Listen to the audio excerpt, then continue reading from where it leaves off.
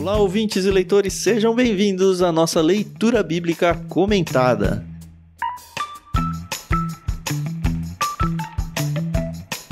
Eu sou o Thiago André Monteiro, @vulgutan, estou aqui com a Carol Simão e um novo convidado, do mesmo jeito que a gente teve na semana passada, dessa vez, João Capucci. Tudo bem, João? E tudo bem, Carol, também, né? Mas vamos deixar o João falar. Oi. Tudo bem, então? Tem a Carol também, né, Carol? Pois é, né? Tudo bem. Isso importantíssima. Tudo bem, gente? Prazer estar aqui com vocês. Uma honra mesmo, viu? É isso aí, pessoal. Hoje a gente vai conversar com o João Capucci. Eu tenho certeza que vai ser um papo muito, muito enriquecedor pra vocês, pra nós. E a gente só tem a sair ganhando daqui, né? Isso aí. E de onde surgiu o João Capucci, Carol? Quem é ele, né? Onde vive? O que come? Quem é ele? Acho que ele explica daqui a pouco, né? Mas, assim, eu acabei de descobrir que eu já tinha conversado com ele, mas não me lembrava disso, né? Ele me desencaminhou das exatas, tá vendo? Olha que coisa. Olha, que legal. Bom, eu vou deixar o João se apresentar, mas só pra vocês saberem, todo mundo tá ciente que o pastor Tiago, ele teve que deixar o LBC por algum tempo, um tempo indeterminado, a gente não sabe quanto tempo, mas como ele, sim, foi muito, muito bacana com a gente, ele deu uma lista de nomes de seminaristas, de... alunos eu vou dele. dizer assim, pastores. Então, dos próprios alunos, e ele trouxe o João, o nome João Capucci, e ele falou, olha... O João é um cara bacana, estudioso, só falou coisas boas dele. Depois eu descobri que o João é da igreja dele, então faz sentido. Depois eu vou pagar ele, viu? Porque, olha, não sei não. Brincadeira. E aí a gente convidou e ele aceitou, né? Mas e aí, conta um pouquinho de você pra gente, João. Bom, de fato, eu sou da igreja do Thiago, né? Agora eu posso revelar, né? Já que tá tudo certo. Mas na verdade, eu não sou só da igreja. Ele é meu pastor, mas também foi meu professor no seminário lá no Logos, quando eu estudei lá. Me formei, graças a Deus. É meu padrinho de casamento. Fez meu casamento. E quando vier o filho, eu tô pensando em ele ser padrinho também, vai. Vai chamar de Thiago em homenagem, né? Exato. Não, aí já é demais, né? Minha esposa acho que não vai gostar muito dessa onda. Não, mas ele foi muito bem recomendado. Não só uma pessoa que aparentemente conhece muito das escrituras, pelo menos a venda foi essa. Mas uma das coisas que eu perguntei pro Thiago... E acho que é legal a gente falar aqui no LBC, né? Que a gente se preocupa muito, não só com o conhecimento da pessoa, porque uma coisa que a gente não quer para o LBC é aquele tipo de estudo bíblico, onde fica aquele monte de achismos. Eu acho isso, eu acho aquilo. Então é importante sim, por mais que a conversa seja descontraída, como vocês já sabem que é importante sim que a pessoa tenha um conhecimento teológico e principalmente, que foi o que eu falei bastante com o Thiago, eu queria que as pessoas que participassem desse projeto fossem realmente pessoas que levam Deus a sério. E eu coloco, acho que até na frente de conhecimento teológico, tá? E, de fato, as pessoas que a gente tem trazido pra cá, vocês já conheceram semana passada o Guilherme Burjac, a partir da semana que vem vai entrar um novo convidado que vai seguir no livro de Oséias com a gente. Todos eles passaram com certeza por esse crivo, tá? De pessoas que levam realmente Deus a sério. Então, João Capucci chegou com esse peso aí. Que isso, sem gente, pressão. aí mas o Thiago é muito generoso, né, não sei e tal. Brincadeira, mas eu fico muito honrado, assim, o privilégio é todo meu de participar com vocês, acho a iniciativa de vocês, sempre achei, desde o começo, muito bacana, muito interessante mesmo, e é uma grande honra. Tá, só falando um pouquinho mais pro pessoal me conhecer, né, esse ilustre desconhecido, assim, mas eu sou lá de Tremembé, tenho trabalhado já há alguns anos, estou há algum tempo lá, tenho atuado lá como líder de jovens, como diácono também, faço parte da diretoria, faço um pouquinho de tudo lá. Fazer café a gente faz, precisa de qualquer coisa lá, a gente tá lá pra ajudar. Legal. Isso aí.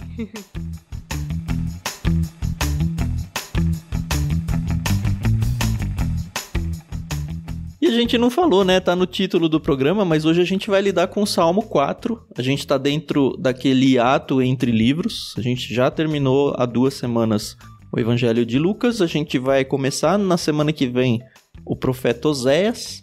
E a gente tem então o Salmo 3, que foi semana passada, e hoje Salmo 4. A gente já combinou o jogo aqui, a gente vai dividir esse texto em 3 partes. A primeira parte vai ser lido pela Carol, que é só o primeiro versículo. O segundo trecho até o versículo 5 vai ser do João. E do 6 até o 8, é um salmo bem curtinho também, eu que vou fazer a leitura. Lembrando que a gente sempre gosta de agradecer à editora Mundo Cristão por ter nos cedido a NVT, que é a tradução bíblica que a gente usa dentro desse projeto. Talvez o João não saiba, não sei o quanto que ele já acompanhou, mas a gente faz a leitura na NVT, mas é bem comum a gente trazer outras versões também quando a gente acha alguma coisa importante em outra tradução, ou às vezes até nem gosta muito da tradução que foi feita pela NVT ou pela opção que eles tiveram. Não tem problema nenhum, a gente não tem essa obrigatoriedade de ficar preso a um tipo de tradução só. A beleza da nossa língua portuguesa é que a gente tem um monte de opções muito boas de bíblias por aí, e fica um incentivo para você ouvinte escolher a que você mais gosta. Se você quiser abençoar a gente comprando alguma NVT ou alguma outra versão qualquer, dentro da descrição do programa tem o nosso link Amazon, basta você entrar por lá e comprar o que você quiser, que vai chegar uma comissãozinha pra gente e vocês nem vão pagar mais nada por isso. Falamos tudo, Carol? Ah não, ainda temos que agradecer a Maria Lídia, né, por emprestar a trilha sonora que a gente usa aqui no projeto. Obrigado mais uma vez, Maria Lídia, você sempre é mencionada aqui e é sempre com muito carinho, tá? Com certeza.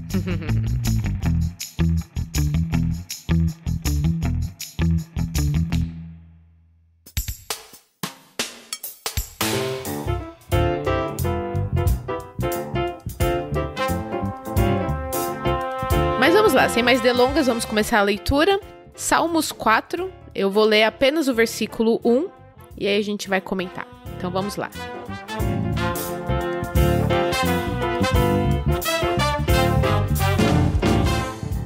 Responde-me quando clamo a ti, ó Deus que me faz justiça. Livra-me de minha angústia, tem compaixão de mim e ouve minha oração.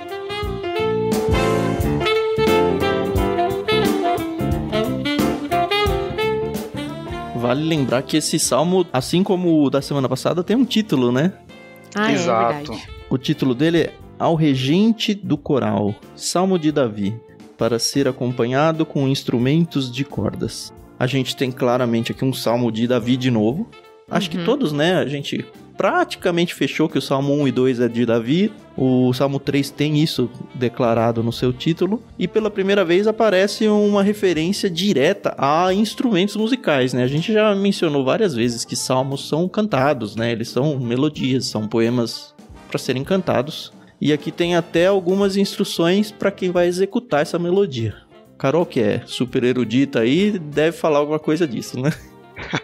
O que faz super sentido, né? Porque Davi era um musicista, né? Exato. E compositor. Então faz todo sentido quando ele compunha que ele deixasse instruções, né? Porque afinal de contas, quando você vê uma partitura de Beethoven, por exemplo, tem lá algumas instruções para os músicos para fazer tudo bonitinho do jeito que o autor da canção pensou, né? Então faz total sentido. Não ia ser legal se a melodia dos salmos tivesse sido preservada de alguma forma também? Ah, seria bastante interessante, né? E é interessante que a Carol falou, lembrar que Davi, de fato, era um instrumentista de instrumentos de corda.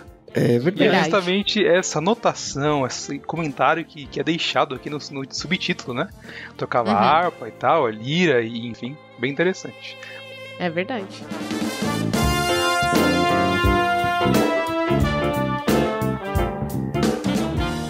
É importante lembrar também, ou até comentar aqui, apesar disso já foi comentado lá no nossa introdução aos Salmos, que o Salmo 4 está no livro 1. Lembrando que são 5 livros aí, né? Que o Saltério está dividido. E esse primeiro livro, ele foca bastante na questão da experiência pessoal do salmista com o Senhor. Sim. E de fato essa informação vai ser bem importante no decorrer da nossa conversa aqui sobre esse salmo, né? Bastante baseado nisso.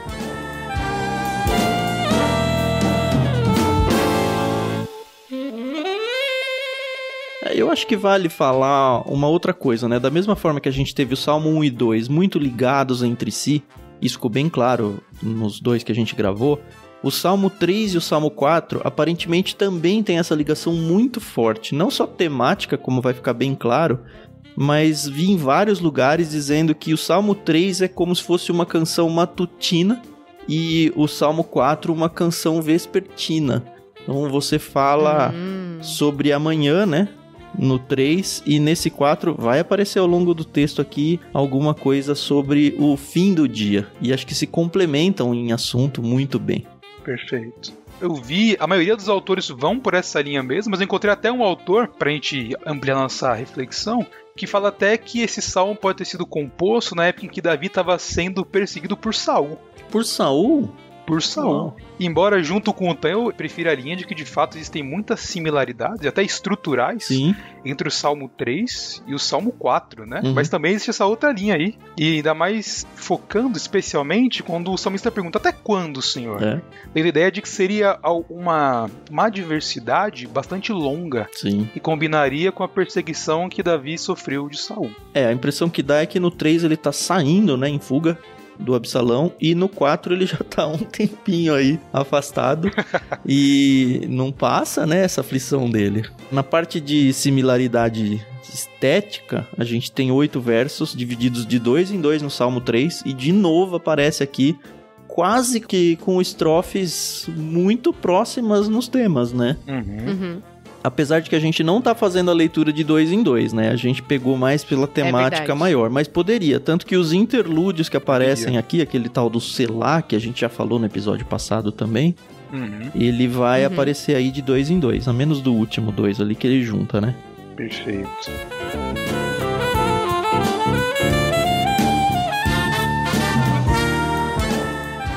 E mais uma vez a gente vê a intimidade de Davi, né, com Deus. Ele chega e essa ousadia dele, né? Eu lembro que quando a gente gravou, eu não lembro agora se foi Gênesis ou Lucas, ou se foi o próprio Salmos, eu teria que ouvir de novo todos os episódios. Mas é que às vezes a gente acaba ficando um pouco temeroso de falar certas coisas pra Deus, ciente de que Deus conhece o nosso coração, conhece todos os nossos pensamentos, e a gente fica com, não é medo, né? Mas um pudor assim, né? Exatamente, é esse pudor com Deus, né? E você vê que Davi Davi fala: ó Deus, até quando, entendeu? E a gente vê que Davi, apesar de ter sido não vou dizer o melhor rei, né? Mas ter sido um rei ali, muito amado pelas pessoas, por Deus, enfim. Ele passou por muitas situações, né, assim, terríveis na vida dele, e que uma pessoa, a gente fala: eu não quero sofrer, né? Poxa. E quando a gente sabe que a gente vai sofrer, né, a vida, a gente vai ter aflições, só que Davi não fica: pô, Deus, né, caramba, de novo, acabei de sair de uma, já tô metido em outra. Pelo contrário, né, ele fica: ai Deus, olha, eu confio em ti, até quando eu vou passar por isso, mas tô confiando em ti, que eu sei que com o Senhor é o melhor, né?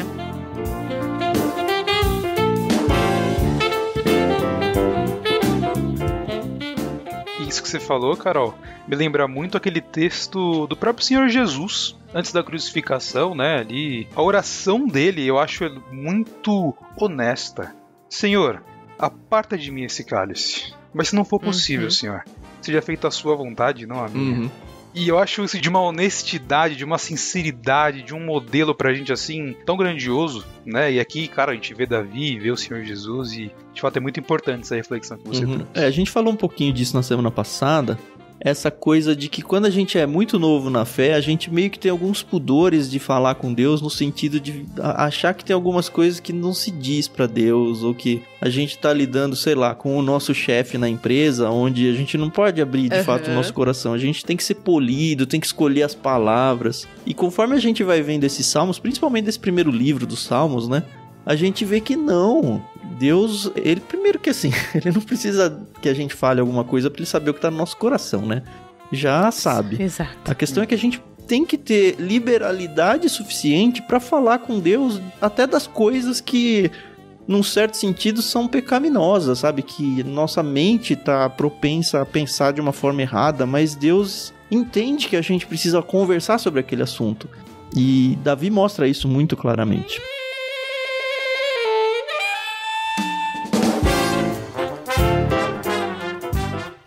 Esse salmo, na verdade, a gente decidiu fazer essas 3 quebras, porque basicamente são 3 grupos que ouvem as palavras do salmo aqui, né? O primeiro é o próprio Deus, né? Que é esse verso 1, com esse clamor de Davi. E a partir do verso seguinte, a gente vai falar daqui a pouquinho, Davi começa a lidar com outros públicos. Por isso que a gente fez essa divisão.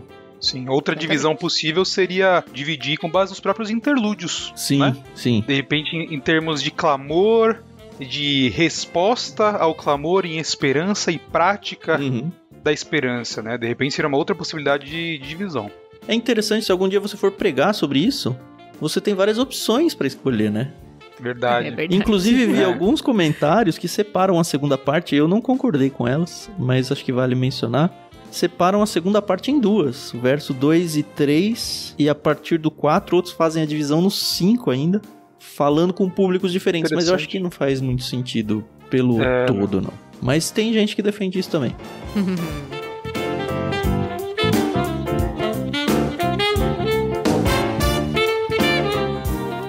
O fato é que Davi tá quebrado, né? Ele tá quebrado, a gente já viu que ele sofreu pra caramba na saída pra fugir de Absalão. A gente já explicou também no episódio passado o que levou com que Deus deixasse e fizesse até isso acontecer na vida do próprio Davi, como uma resposta aos pecados dele em relação ao caso com Batseba e tudo também, já tá bem explicadinho no episódio anterior. Mas o Davi tá sofrendo, né? E a impressão é que ele tá... Poxa, Deus, já deu, né? É meio nisso, né? Já deu. Mas ele não desiste de Deus, né? Ele só fala, eu tô muito angustiado. Parece que o Senhor não tá ouvindo a minha oração. Por favor, ouve a minha oração. E aí dá pra pensar em quantas e quantas vezes a gente já viveu situações desse jeito, né?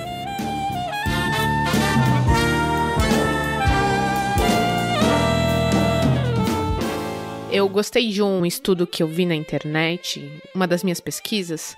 Na NVT, a gente vem com o Livra-me de minha angústia.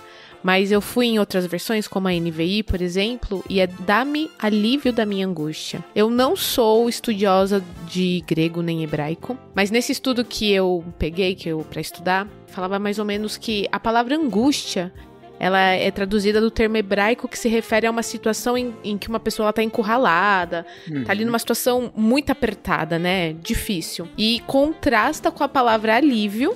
Na versão NVI a gente vê alívio, que traduz também, é uma tradução do termo hebraico para um lugar espaçoso, né? Então, se você parar pra pensar, né, é isso mesmo, né? Deus me tira aqui, né, dessa situação onde eu tô encurralada, né? Eu tô apertada aqui, meu coração tá apertado e me põe num lugar espaçoso, né? Me põe ali na tranquilidade, né? É muito interessante. É a questão da tradução que a gente acaba perdendo essas nuances, né? Se eu for pra Almeida Revista Atualizada, por exemplo, onde ela tem uma preocupação maior com traduzir palavra por palavra, essa dança de palavras, de contrastes aí que a Carol falou, demonstra um pouco melhor. Ó. Ele fala lá, responde-me quando clamo, ó Deus da minha justiça, na angústia me tens aliviado. Esse angústia com alívio aí, em contraposição aí, né? Eu encontrei também nos meus estudos até pessoas falando que esse me tens aliviado é como se, talvez um Davi aí um pouco mais otimista, né? Sim. Olha, Senhor, me livra como o Senhor já tem me aliviado, já tem me livrado de outras situações. O que mostra também a dificuldade que deve ser traduzir uma Bíblia, né? Porque toda hora você tem que tomar uma decisão e se você vai pra um lado, você perde o outro. Esse que é um problema. E é uma responsabilidade que de fato eu não quero pra minha vida nunca, viu? Eu acho que eu vou me sentir mais mal do que bem.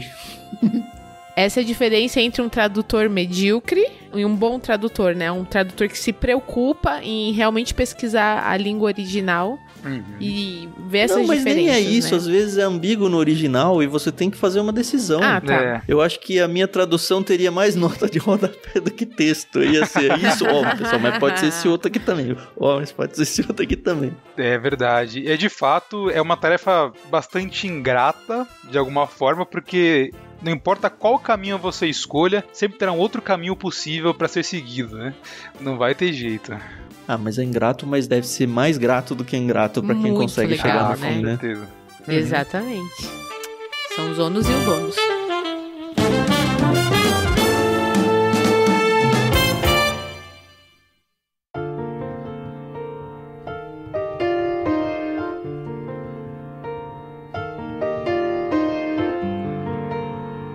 Estamos tranquilos aqui no verso 1, podemos andar?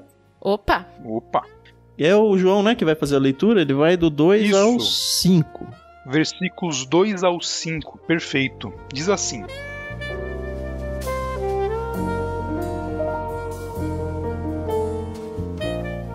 Até quando vocês jogarão minha reputação na lama? Até quando farão acusações infundadas e continuarão a mentir? Estejam certos disso. O Senhor separa o fiel para si. O Senhor responderá quando eu clamar a Ele. Não pequem ao permitir que a ira os controle. Reflitam durante a noite e permaneçam em silêncio. Ofereçam os sacrifícios exigidos e confiem no Senhor.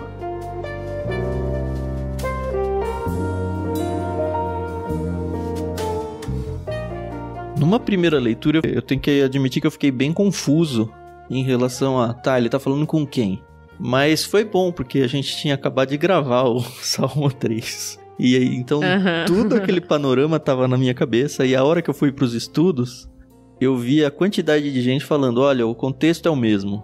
A fuga lá pra Absalão. E a gente já tinha mencionado no final do 3, né, que Davi, de uma certa forma... ele ora para que Deus abençoe o povo que tinha ficado em Jerusalém, mesmo ele tendo fugido de lá. Então eu cheguei a uma conclusão que eu acho que a gente pode, até com bastante segurança, né, entender que ele está falando sim com as pessoas que estão lá. Porque, imagina, o Absalão está fazendo a cabeça de todo mundo lá. De todo mundo. E ele sabe da culpa dele em relação a Batseba, mas ele sabe da inocência dele em relação a ser uma pessoa fiel ao Senhor. E é justamente o que ele usa como defesa para ele aqui, né? Olha, Deus cuida dos fiéis, né? E outra coisa também que a gente não pode tirar nunca da cabeça é o público e o contexto da época. Hoje, você falar, até quando vocês vão jogar minha reputação na lama? Já tem o seu peso, mas a reputação de uma pessoa, né, na época de Davi, era algo estratosfericamente mais importante do que hoje em dia. Ainda mais do rei. Ainda mais do rei, exatamente. Então, assim, é algo que as pessoas estão fazendo, muito provavelmente incitadas pelos próprios seguidores ali do Absalão, ou do Absalão em si, e ele fala, cara, não, eu não sou essa pessoa. Quantas vezes a gente já não foi perseguido nas nossas vidas e a gente fala, não, você tá viajando, eu não sou essa pessoa. Você tá interpretando a mim de um jeito totalmente errado. Só que ele não tá lá na cidade, né? Ele só tá orando a Deus aqui. Esse salmo é isso, né? Ele não tá escrevendo uma carta pro pessoal de lá. Mas é meio que como se estivesse, né? Olha, vocês estão jogando uma reputação na lama. Até quando vocês vão ficar fazendo essas acusações infundadas? Essas e vão continuar mentindo? Porque eu não sou isso. Exato. Perfeito. Então, mas assim, se ele tá orando, ele tá falando isso pra Deus? Não entendi. Então o salmo é uma oração, ao mesmo tempo é uma canção. Isso em algum momento foi pra Israel, pra ele ser cantado, né? E eu acho que, assim, a história em si, a gente tá contando muito contextualizada com o caso de Absalão e tudo. Só que a aplicação dela vale para qualquer época do mundo, para qualquer contexto de vida. E eu acho que cabe muito a nós pegar isso para nós, trazer para as nossas situações, para as pessoas que nos perseguem injustamente, até como um modelo de oração para falar, olha, até quando Deus as pessoas vão atacar a minha reputação? Ou a gente ter, assim, imagina que a gente tá falando com um público que tem minimamente uma entrada de Deus, a gente ter sim essa ousadia até de falar, até quando vocês vão ficar manchando a minha reputação? Eu não sou essa pessoa. E não só isso, hein, cuidado. Porque o verso 3 é Davi falando cuidado pra eles, né? É uma demonstração, né? Estejam certos disso, o Senhor separa o fiel pra si. Ele, Davi, tem noção de que ele é fiel. O Senhor responde quando eu clamo, hein? Cuidado, hein? Ó que eu posso clamar contra vocês. Vocês não sentiram isso? Vou falar mal de você pra ele. Não, mas é muito isso. Mas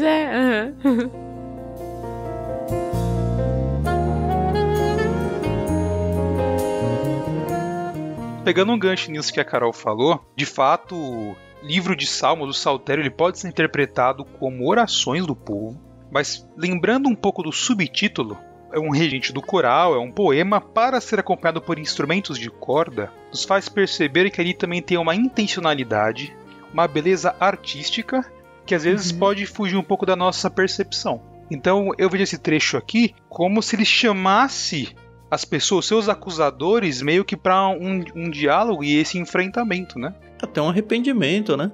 uma exortação. Exato, e é até interessante aqui, eu vejo, por exemplo, nessa tradução da NVT, até um paralelismo, né? No versículo 2, até quando vocês jogarão minha reputação na lama? Até quando farão acusações infundadas e continuarão a mentir? Parece que a parte B do verso, ela explica o que vem antes. Como é que as pessoas têm jogado minha reputação na lama? Fazendo acusações infundadas e mentindo. Uhum. É verdade. Então, existe uma intencionalidade, uma beleza artística aqui nos Salmos, que, claro, é uma oração, mas também há algo ali extremamente proposital, extremamente pensado, né, de alguma forma. Uhum. De novo, indo contra a NVT, tá? No verso 2 diz, até quando vocês jogarão minha reputação na lama? É uma quase interpretação do texto. Literalmente é, até quando tornareis a minha glória em vexame? O que dá um contraste muito maior aí, glória com vexame, do que simplesmente traduzir a ideia. Eu sempre prefiro para textos de poesia, onde assim, as palavras elas têm um peso, não só o peso do significado, mas o peso na estrutura textual muito grande. É muito diferente de um texto narrativo, por exemplo. Então, eu normalmente tendo a ir para textos mais literais, por mais que o texto fique mais duro de ser interpretado, sabe? Poesia é dura para ser lida. Você não lê poesia como você lê um livro de histórias. É um negócio pra você parar e falar, opa, pera, não entendi. Aí você lê de novo e aí você entende os contrastes, você sombras e luzes. Ah, olha que bonito. Quando você vai para um texto mais interpretado, você fatalmente perde isso. É aquele paradoxo das traduções, né? Ele não tem como... Ele tem que fazer uma escolha, né? Perfeito, perfeito. Mas, de fato, em casos de literaturas de sabedoria ou poesias, de fato, as escolhas das palavras são muito bem pensadas, né? Então, essas traduções mais literais nos ajudam a entender um pouco mais essa força que o próprio salmista quis dar. Sim. E acho que a própria tradução para a língua portuguesa a gente já perde demais. Não tem jeito. Porque muitas vezes no hebraico, por exemplo, tem rimas de palavras e a rima dele não é parecida com a gente, né? No sentido de terminar ão com ão, ar com ar. Mas é sonoridade, muitas sílabas parecidas no meio das palavras, sabe? Coisa que, mesmo que eu seja super literal na tradução, eu vou perder, só porque eu mudei de língua. Ou só porque leu e não cantou com instrumento de cordas. Isso, não cantei na entonação correta. É verdade. Verdade.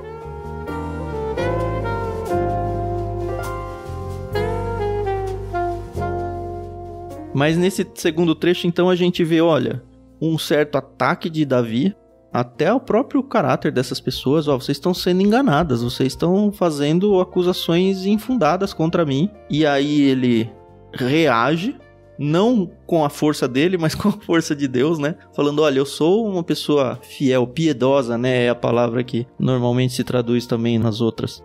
Eu sou uma pessoa piedosa e Deus me escuta. Cuidado. Só que aí você percebe um certo tipo de misericórdia, porque afinal de contas ele era o rei e aqueles eram pessoas do povo dele.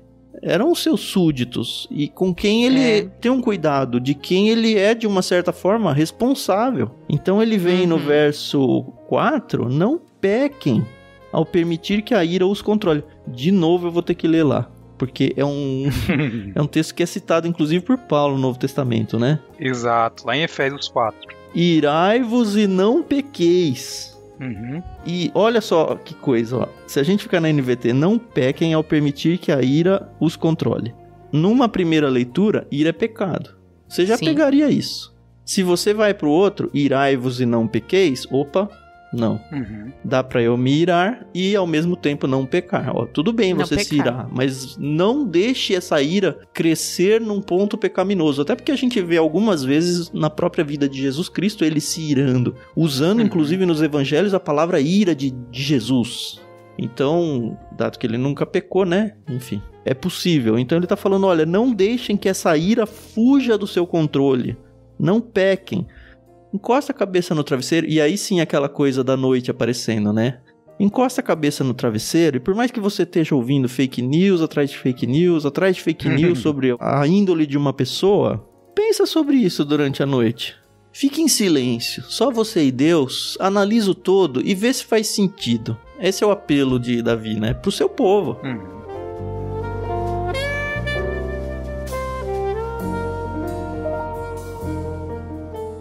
Sabe, Tan, que de fato eu encontrei muitos comentaristas, né, estudando esse texto, que de fato afirmam que parece que Davi está se voltando para esses acusadores, dentro dessa palavra mais terna, parece, né? Mais real, mais até pastoral, eu diria. Isso. Mas, por outro lado, também a gente pode pensar que nesse texto, ele pode estar falando com as pessoas que estão com ele e estão vendo todas essas injustiças acontecendo. Então, olha, a forma daquele que confia no Senhor de reagir em meio à angústia, em meio à injustiça, e de confia que Deus protege o fiel, é de fato não permitir cair o controle. Que a angústia controle, Sim. que o medo, que o desejo de vingança, e de fato isso não pode controlar o seu coração. E é bem parecido com a afirmação, com a aplicação que Paulo faz lá em Efésios, usando esse texto, né? Parece que ele cita a Septuaginta ali, Sim. mas usa esse texto. Pra quem não sabe, só o parênteses da Septuaginta, tá? Septuaginta é a tradução do Antigo Testamento, que originalmente foi escrito em hebraico. Septuaginta é escrito em grego, que era o texto que eles tinham disponível lá na época de Jesus. Então faz todo sentido não citar o texto em hebraico e sim citar o texto em grego. É só para não ficar um termo perdido aí para quem não conhece. Perfeito. Então Paulo parece que cita a Septuaginta e parece que é justamente a aplicação que ele está fazendo lá em Efésios. Ele expõe a parte teórica dos capítulos 1 a 3 de Efésios, de 4 a 6 ele começa a aplicar. Como é que eu vivo à luz da vocação de ser igreja? Uma das maneiras de viver é irar e não permitir que isso controle seu coração. É irar e não pecar. Não se põe o sol sobre a vossa ira. Ele começa a aplicar. Então parece que é um paralelo aqui bem interessante que ele faz com as palavras de Davi aqui nesse salmo.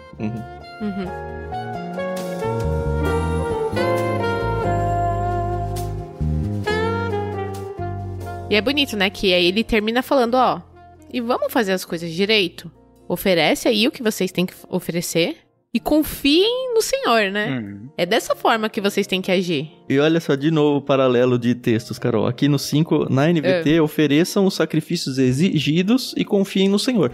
Passa esse ar de reconciliação com Deus aí, até nas ofertas, né? Sim. Nos sacrifícios. Sim. Mas no outro diz, olha o contraste com o que foi dito. Ofereçam sacrifícios de justiça e confiem no Senhor. Só que eles estão sendo injustos. Então eles precisam abandonar essa injustiça e trazer os sacrifícios de justiça. Só uma pessoa justa, lembra quem que foi considerado justo aqui? Quem que foi? Falou, olha, eu sou justo. Ele não usou essa palavra, né? Mas eu sou piedoso, eu sou fiel. A justiça não está com vocês estão sendo injustos. Nesse assunto, Davi, estou sendo justo. Então vocês precisam deitar a cabeça no travesseiro. De acordo com a NVT, permaneçam em silêncio. De acordo com a Almeida, sossegai, deitem, né? Consultai no travesseiro o coração. E aí o coração nesse sentido de todo ser humano aí, né? A mente, com emoções, com tudo. E sosseguem, porque quando vocês realmente consultarem o coração da maneira correta, com Deus esquadrinhando o seu coração, você vai ser capaz de sossegar. A partir daí, você vai estar apto a fazer um sacrifício de justiça. Isso para mim me lembra muito, por exemplo, aquela exortação de falar, olha, não adianta nada você não resolver as suas querelas com Deus e você vir ofertar. Primeiro vai lá resolver o problema com o seu irmão e aí depois você vai estar apto para vir ofertar ao Senhor. Isso do Novo Testamento, é isso que está acontecendo aqui. É interessante porque não é uma coisa vazia, né? Não é só simplesmente, vai ali no culto de domingo, você tem que ir pra igreja, vai pra igreja, né? Não, ao teu coração, medita, né? Eu acho engraçado que tem muitas pessoas que falam assim, mas o que é examinar? A gente usa esse termo na Santa Ceia, né? Examine-se, pois, o homem a si mesmo, né? E aí o pessoal fica assim, tá, mas o que é esse examinar? Eu tenho que olhar aqui dentro pra mim e ver como é que eu tô? Um check-up, né? Entendeu? Então faz aí, passa um raio-x, eu pequei aqui, segunda, terça, não, na quinta tá tudo bem. É muito mais do que isso, né? E, mais uma vez, a gente viu isso no capítulo 3. Davi, ele tem um estilo de vida voltado pra Deus, né? Ele vive o que ele fala, né? O que ele canta. Então, pra ele é muito... É forte esse negócio, né? Pô, façam as coisas direito, vocês precisam, entendeu? Se eu que tô vivendo... Ele não fala isso, tá bom, gente? É uma interpretação minha aqui.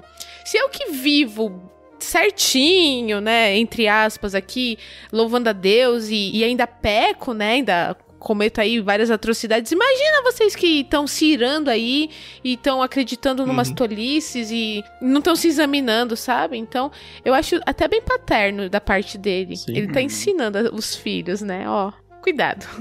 E o fiel da balança não é o próprio Davi, né? O Davi tá falando, olha como eu sou justo. Ele tá falando isso no começo. Olhem a minha justiça, vocês estão sendo injustos, mas ele não termina e confiem em mim. Ele fala, e confiem no Senhor, porque é o Senhor que vai convencer vocês de que isso que eu tô dizendo é a verdade. É real, né? Não Exatamente. Sou eu. Vocês vão lá, deitem a sua cabeça no travesseiro, reflitam, usem o seu coração diante do Senhor, fiquem prontos para oferecer sacrifício e confiem no Senhor. Então é muito pastoral, como o Capucci falou, né? Muito pastoral. Pois e ele podia usar isso, né, pra falar assim, não, eu que tô falando. Ó, tá vendo? Porque ele era o rei, né? Por mais que esteja fugido, o Absalão, sei lá, dominou ali, mas todo mundo sabia que ele era o escolhido de Deus. Exato.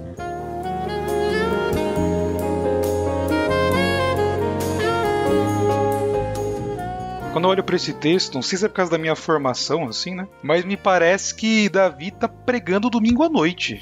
Assim, acho muito... O texto é muito aplicativo, né? Por isso que tá falando assim, gente, qual que é a forma daquele que é fiel, daquele que é piedoso, e agora contextualizando, para aquele que é crente, que é cristão, responder diante da injustiça, diante da angústia, diante da mentira. É com vingança? É com raiva? É com ressentimento? Não. É em obediência e é em confiança. É não deixando a ira dominar nosso coração, é obedecendo o Senhor e é confiando na providência dele. Sim, e inquietude, né? Você não precisa fazer nada, você só precisa ficar quieto e deixar Deus falar. Descansar. Descansar. Que é o que ele vai falar no final, né? Isso. Inclusive o que ele vai falar daqui a pouco. E descansar.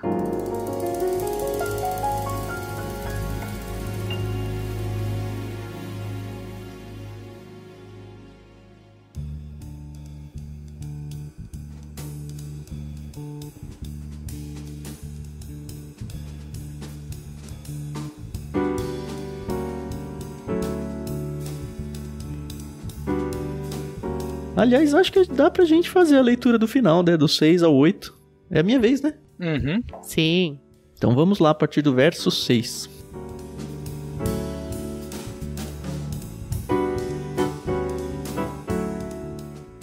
Muitos dizem, quem nos mostrará o bem? Que a luz do teu rosto brilhe sobre todos nós, Senhor. Tu me deste alegria maior que a daqueles que têm fartas colheitas de cereais e vinho novo. Em paz me deitarei e dormirei, pois somente tu, Senhor, me guardas em segurança.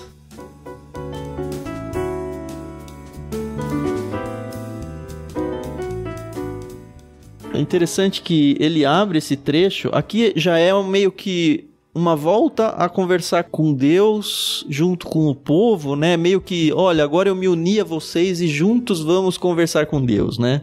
E muitos dizem, quem nos mostrará o bem? Tá, como é que eu sei o que é certo e o que é errado? É Deus, sabe? É Deus aqui, que a luz de teu rosto brilhe sobre nós, Senhor. É a resposta, olha, é só do Senhor que vem a verdade, não é de mim. É só do Senhor. É interessante que parece que essa fala de Davi reproduz, talvez, pensando ele aqui fugindo de Absalão, a pergunta que os seus apoiadores faziam pra ele. Olha, a gente tá perdido. Quem é que vai mostrar o bem? Como é que a gente vai sair dessa? Sim. E a resposta dele é, Senhor, que a luz do teu rosto brilhe sobre nós. É uma imagem assim da busca e do pedido, do favor e da bondade do Senhor sobre eles, né? Que se a gente for olhar lá no Antigo Testamento, ela aparece lá em Números 6, versículos 24 a 26, lá quando Deus fala para Moisés, fala para Arão, é assim que vocês vão abençoar o povo de Israel. Que o Senhor brilhe sobre vocês, o Senhor te guarde, o Senhor isso, o Senhor aquilo. Então, me parece assim, muito implicitamente, que Davi está falando, olha, aquele que é fiel, aquele que confia no Senhor, aquele que aguarda e espera a sua bondade e conta com ela, vai ser abençoado ou vai ter as bênçãos pactuais de Deus com o seu povo. Eu quero dizer com isso, parece que Davi está lembrando daquilo que está na Torá, daquilo que está lá em Números, daquilo que está lá em Levítico, falando, olha, o fiel, aquele que é obediente, ele é abençoado pelo Senhor. Ele tem as bênçãos pactuais daquele acordo feito entre Deus e o seu povo. Se vocês forem fiéis, vocês confiarem em mim, vocês amarem o próximo, vocês isso, vocês aquilo, então vocês serão abençoados. Então parece que Davi, assim, muito implicitamente, está fazendo um eco a essa realidade, assim, quando cita meio que de longe assim esse texto.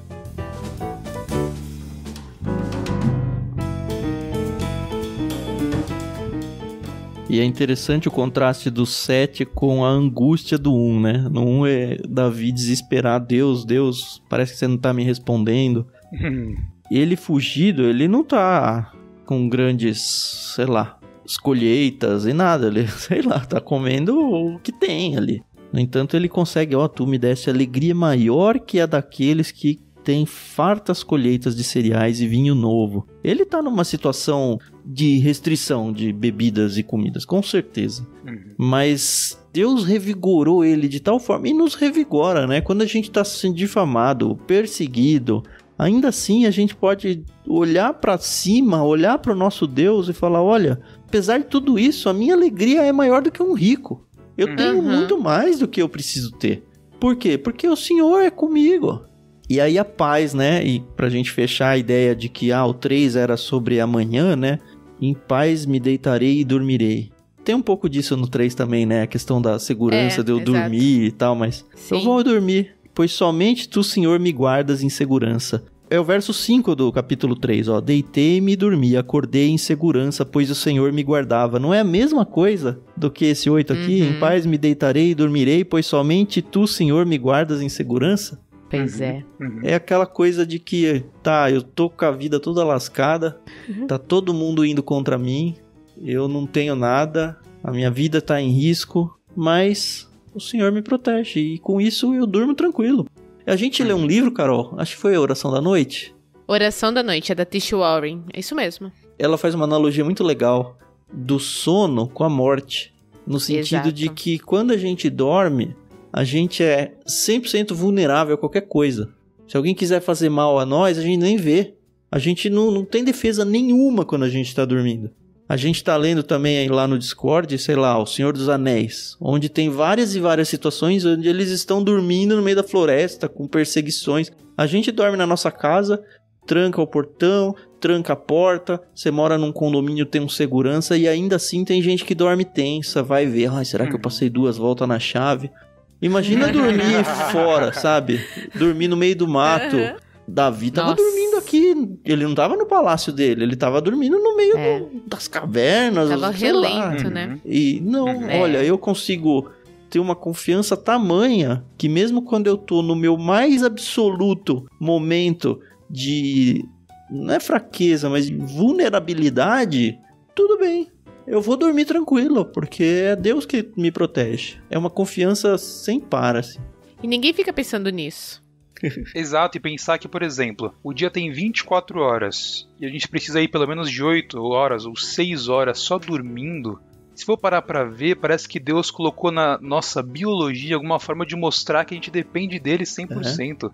1/3 do seu dia é você sem fazer nada, porque tudo depende dele. É claro que nós temos nossa responsabilidade, né? Sim, sim. É claro que existe aquilo que a gente tem que fazer e deve fazer. Mas por outro lado, às vezes o que nos cabe é confiar na soberania do Senhor e descansar. Em Eclesiastes a gente vê isso, né? Há tempo pra trabalhar e tempo pra descansar, né? Exato. Então, se tinha alguma dúvida, a própria Bíblia fala isso, que a gente tem que descansar. Perfeito. Voltando um pouquinho aqui, se vocês me permitem. Claro.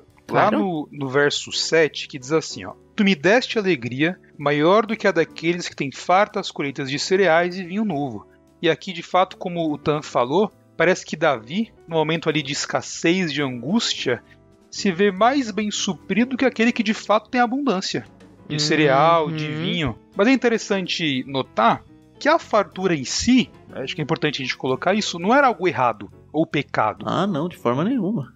Por exemplo, se a gente for lá para Levíticos 26, 3-5, nós vamos ver que essa abundância era, inclusive, prova do favor de Deus sobre o povo, quando eles estavam obedecendo. Interpretado assim mesmo. Exato, se seguirem meus decretos e obedecerem diligentemente aos meus mandamentos, enviarei as chuvas nas estações próprias, a terra dará suas colheitas e as árvores do campo produzirão seus frutos. A época de debulhar cereais se estenderá até o início da colheita das uvas e a colheita das uvas até o início do plantio dos cereais. Vocês comerão até saciarem, viverão em segurança em sua terra.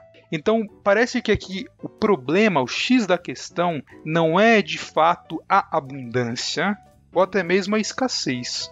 A questão parece ser onde está o nosso coração, independentemente das circunstâncias, quer de escassez, quer de abundância.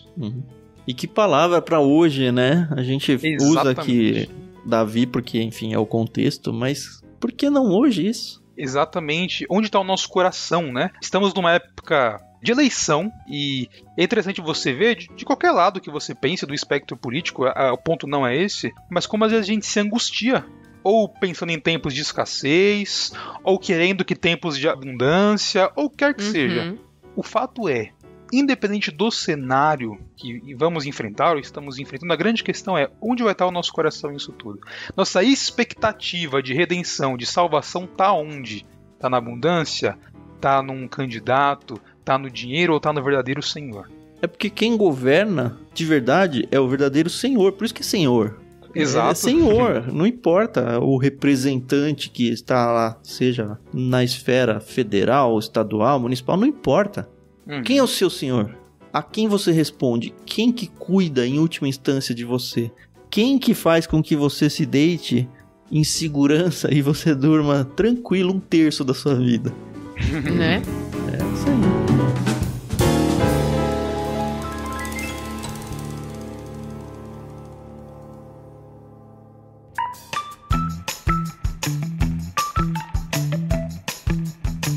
Muito bem, eu tô satisfeito. Vocês têm mais alguma consideração ao Salmo 4 ou não?